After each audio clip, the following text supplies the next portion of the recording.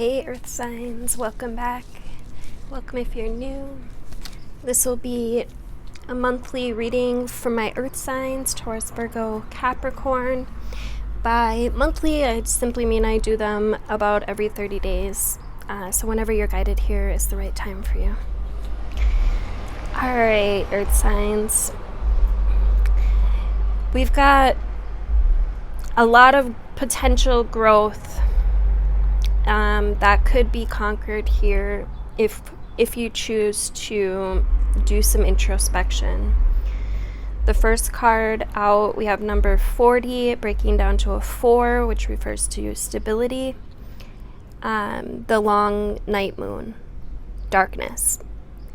So this card symbolizes entering a time of introversion, a time to turn inward, to plan, to strategize.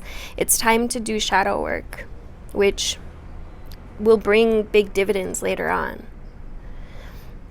Release what no longer works for you. One of the earliest human fears is said to be a fear of the dark. Right? We fear what we can't see, and we fear what might be hiding. In reality, the dark is as important as the light. In nature, there are many nocturnal animals that go about their business living under the moon, not the sun. The darker times of the lunar and seasonal cycles signal a time to naturally turn inwards, to stay close to home, to look closely at ourselves, and to plan for the light.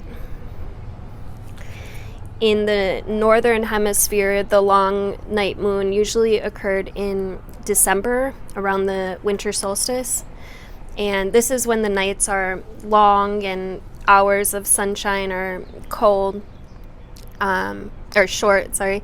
It's cold and people would begin to be snowed in. Right? It's during these long nights that we can begin to do our shadow work, undertaking self-reflection that might be needed to identify what's working for us and what's not working for us, and what might be causing us pain. This could be a bad habit, a destructive pattern, a reoccurring useless fear, or really anything that holds us back from being the best that we can be. And once we see these aspects of ourselves in the dark, we can simply decide whether they must go.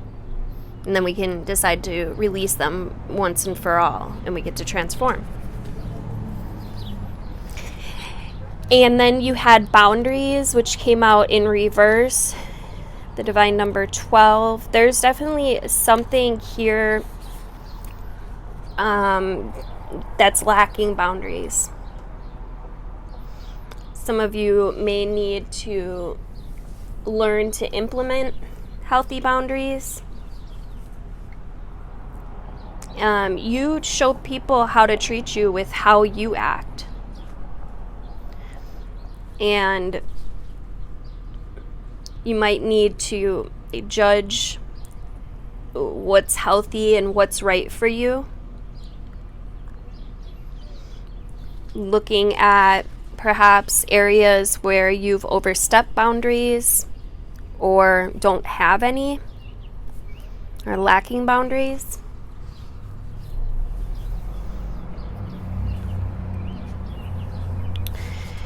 And this might be part of your shadow work. There's something in your approach, right? When we can set clear boundaries in the beginning of a relationship, it makes for a clearer path.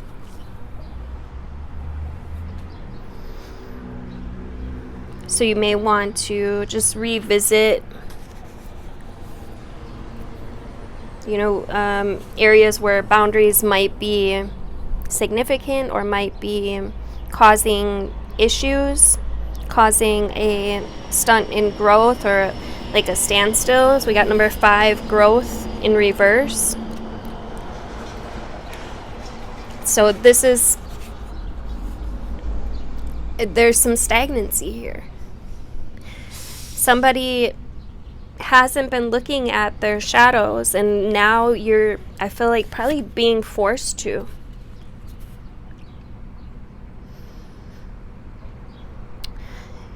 There could be something that you're resisting change.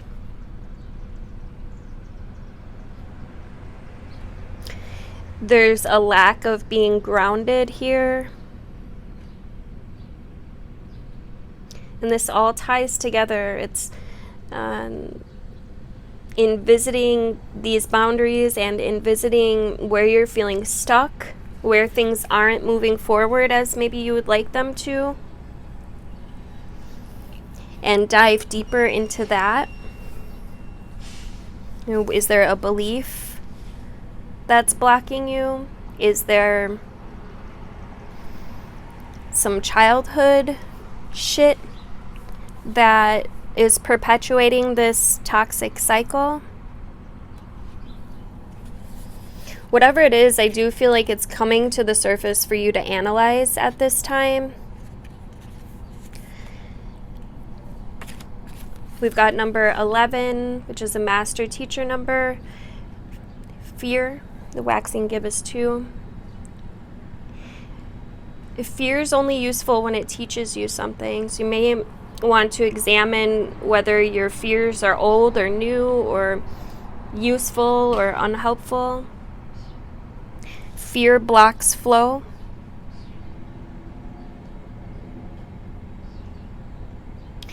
There could be an underlying fear here that needs to be, definitely something needs to be looked at here. I'm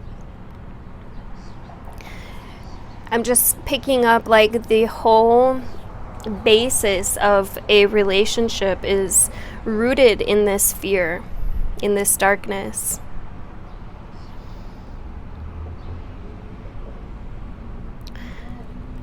For some of you, it may be time to move on. If you would like the extended version of this reading, please make sure you're on my YouTube channel. It's linked in my bio. I'll see you there.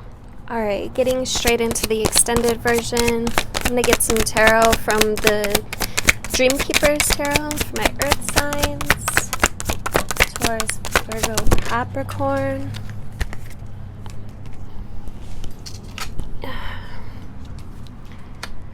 Oof.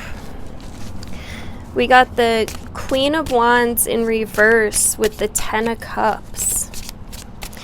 So I feel like some of you may want this Ten of Cups. This Ten of Cups is like happy family, happy home. But with the Queen of Wands in reverse, there's somebody that's not happy here. The feminine energy in this relationship is feeling blocked, constricted, I'm hearing. There could be something with the give and take. You could be putting out, projecting some of your shadows. And what happens is when we go through a traumatic event in our life, and usually these are rooted early on, but what happens is our body goes through flight or fight, and it needs to take that energy of that trauma and store it so that you can run or fight or hide or whatever it is that you need to do during that event. And so it takes that emotion and it stores it within our body. And if you ever see like two dogs fight and afterwards they'll shake like crazy, right? What they're doing is they're releasing that trauma, they're releasing that energy. But we're not taught to do this. So what happens is we end up holding on to it and we end up projecting it out into these different areas of our life. And it's really an opportunity to heal, but only if we see it as an opportunity to heal. And I feel like that's what this is. There's an opportunity here if you can analyze the projections, right? The outer experiences, your inner world is always a reflection of your outer world, and vice versa. Your outer world is an emanation of your inner world. So if you're wanting a 10 of Cups, how are you acting in opposition of that 10 of Cups? I'm going to actually go deeper on this 10 of Cups. Feels like somebody is trying to make an offer, somebody is trying to offer this 10 of Cups, but at the same time, there's a huge block here. This could have been a past incident that made this queen not so confident. When the Queen of Wands upright is bold and confident and magical, and in reverse, it's like somebody's taken her magic. Somebody's lowered her confidence within this relationship. And with the Hierophant out here, there's a spiritual lesson that's being learned here. If you can look at it from an energetic standpoint and start to heal these past traumas, these shadows, this darkness, these fears. And I think an indicator will be your boundaries and where you're feeling stuck. There could be resolution here. Yeah, I just see this as an offer for you to rebuild, restructure, reorganize. Somebody who has been going about the situation the wrong way. And this Tower needed to happen, this maybe chaotic event or argument or ending. The good thing with the Tower is it always brings about a revelation. So it's like you could be seeing now a little more clearly some of the ways that you misstepped, that you weren't in your power, that you were fearful. I do feel like this is all stemming back to fear. With Strength in reverse, it's Strength upright is having courage and strength, and in reverse, it's the opposite. It's being fearful. You could be projecting your own fears out into this relationship. And I feel like this is Spirit's way of showing you things that can be healed, things that can be transformed. The King of Cups out here, this is about gaining emotional stability. If you're willing to do the work to allow this transformation to take place by going inward, seeking through your shadows, through the darkness, I do feel like this will help you in a tremendous way. There's a huge opportunity here for you. I'm seeing it kind of as a window of time to get your shit together. Earth signs, it's like, what do I need to do to move forward, to rebuild, what energy do I need to put forth?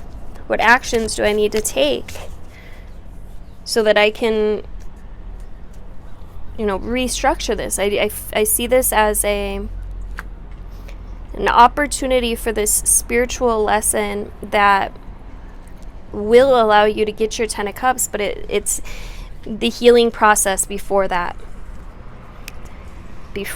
happy family, emotional stability. Cups are all about emotions, and the 10 with the King, this is a huge opportunity for you to really get your emotions in alignment with what you actually want. Some of you might want to try like meditation, or if you would like to try hypnotherapy. This is what I do in my practice. Definitely feel free to reach out, send me a message, and we can set up a free consultation where we can talk about how we can start to repattern, restructure some of this. All right, let's get, on the bottom we have the Fool, which talks about taking a leap of faith. This is a potential for a deepening connection within, with the source within, right? The source of all of your happiness and all of your misery is right within you. For moon magic affirmations, we got, I teach people how to treat me. So we teach people how to treat us by how we treat them, right? It's that give and exchange of energy. What you put out comes back. People match your energy. It's like, it's like if somebody's in a shitty mood, right? Pretty soon, if there's a handful of people in that room, pretty soon that shitty mood has rubbed off on all of those people, right? So what energy are you putting out, and how are you teaching people how to treat you?